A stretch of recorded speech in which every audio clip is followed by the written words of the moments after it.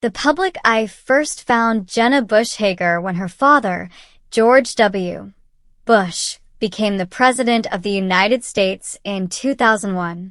Jenna was known as one of the rebellious twin Bush sisters, yet she managed to find her own way by working as a teacher prior to joining NBC's Today in 2009. She eventually became a fill-in co-host before taking Kathy Lee Gifford's spot next to Hoda Kotb during the last hour of the show. Hager is a valuable part of Today, but is that reflected in her salary? Although she's making millions of dollars per year, it still pales in comparison to those she works with. According to an October 2024 exclusive from Closer, Hager was raking in $4 million per year, which is highly impressive.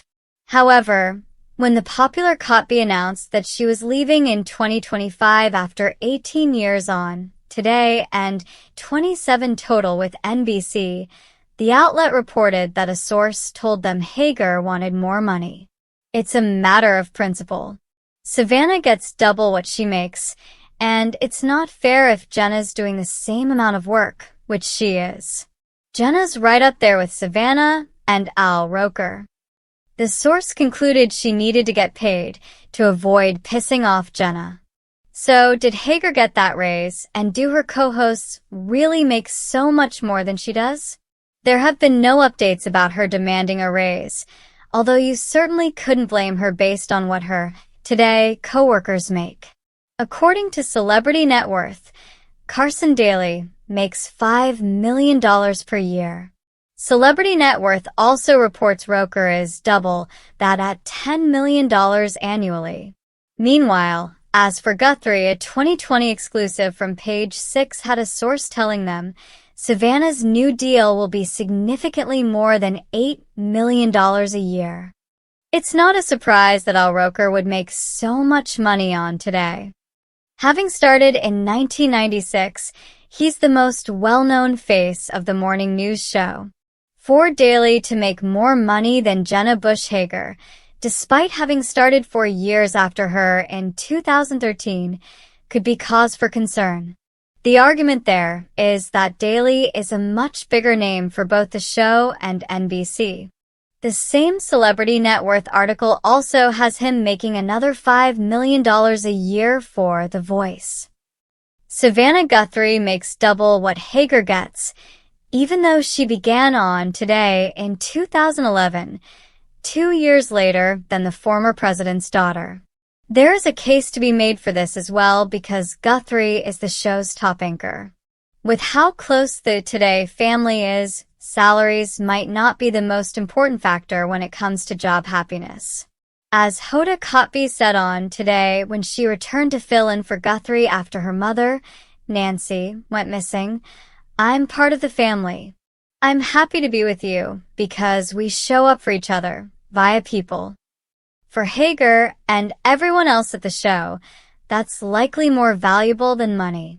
In January 2001, as her father placed his hand on a Bible and took the oath of office, Jenna stood beside her twin sister, Barbara, wearing a careful smile that concealed the swirl of nerves and defiance inside her.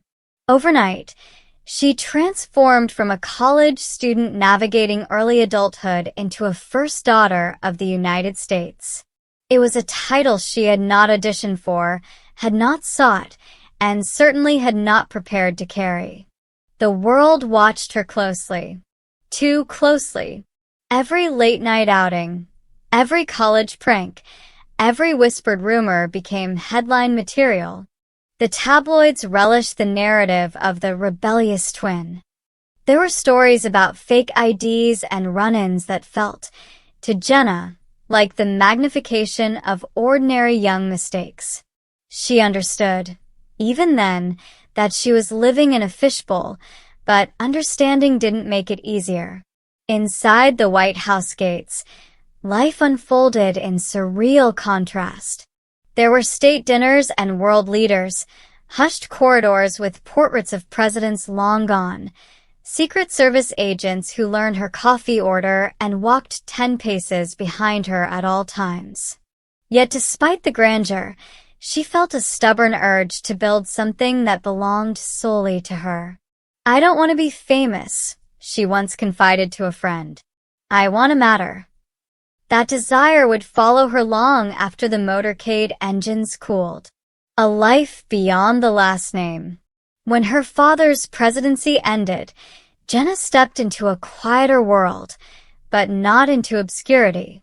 The Bush name still carried weight, expectation, and scrutiny. Yet for the first time in years, she could choose her direction. She chose a classroom. Teaching had called to her long before the White House years. There was something grounding about a chalkboard, about rows of desks filled with restless energy and possibility. She worked as an elementary school teacher in Washington, D.C., and later in Baltimore, focusing on reading and literacy. The work was not glamorous. It did not command headlines. It did not come with a security detail. It did, however, give her something she had been craving: impact without spectacle. Her students didn't care who her father was. They cared whether she showed up prepared. They cared whether she listened when they struggled with a paragraph. They cared whether she celebrated when they finally finished a book on their own. For Jenna, those small victories felt enormous. She also began writing, stories rooted in empathy, inspired by her time teaching and by humanitarian work abroad. Writing gave her another outlet to define herself on her own terms. Slowly, the public image of the rebellious twin softened into something more complex: teacher, author, advocate. But life, as it often does, had another turn waiting: the call from NBC. In 2009, an opportunity arrived that surprised even her: a contributor role on NBC's morning show, Today. It was not a hosting job at first. It was not a promise of permanence. It was a chance to offer stories, to share interviews, to connect. She hesitated. Television meant stepping back into the spotlight she had once found so uncomfortable. It meant criticism. It meant comparison. It meant the possibility of once again being known primarily for her last name. But it also meant storytelling on a larger scale. She accepted. At first, she felt like an interloper among seasoned broadcasters. Studio lights felt harsher than classroom fluorescents. Teleprompters demanded precision. The rhythm of live television left little room for self-doubt. Yet something unexpected happened. She found her voice. It wasn't the polished authority of a veteran anchor. It wasn't the sharp edge of a hard news correspondent. It was warmth, relatability, an ability to laugh at herself. She spoke not as a former first daughter, but as a daughter, a sister, a friend. Viewers responded. She became a regular contributor, then a fill-in co-host. With each passing year, her presence grew more natural, less tentative. The show's team began to feel less like colleagues and more like family. Still, television is also a business. The fourth hour. When Kathie Lee Gifford announced her departure from the show's fourth hour, the decision of who would sit beside Hoda Kotb carried weight. The slot was coveted. It required chemistry, spontaneity, and resilience. It required someone who could balance vulnerability with humor. Jenna was chosen. The transition was not without nerves. Kathie Lee had left behind a distinct energy, effervescent, theatrical, deeply bonded with Hoda. Filling that seat meant inevitable comparison. On her first official day as co-host, Jenna arrived before sunrise. She sat in the makeup chair, staring at her reflection, whispering silent reassurances. "You've taught classrooms," she told herself. "You've spoken at events. You can do this." The broadcast began. There were jokes. There were heartfelt interviews. There were moments where she stumbled and moments where she soared. Most importantly, there was connection. The chemistry between Jenna and Hoda developed organically. They shared stories about motherhood, marriage, aging parents, self-doubt, and ambition. Their laughter felt unforced.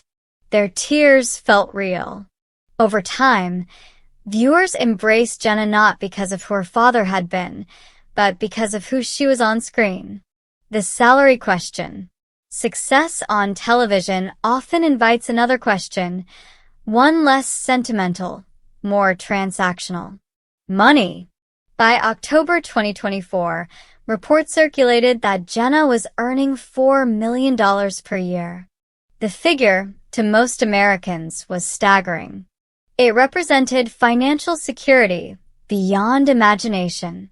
Yet within the ecosystem of network television, it placed her below several of her peers. Carson Daly reportedly earned more. Al Roker reportedly earned significantly more.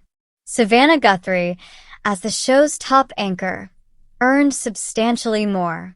When Hoda Kotb announced plans to step away in 2025 after nearly 3 decades with NBC, industry speculation intensified. Sources suggested Jenna wanted a raise. A matter of principle, some said. Others framed it as a natural negotiation within a competitive field. Inside the studio, however, the conversation was quieter. One evening after taping, Jenna sat alone in her dressing room.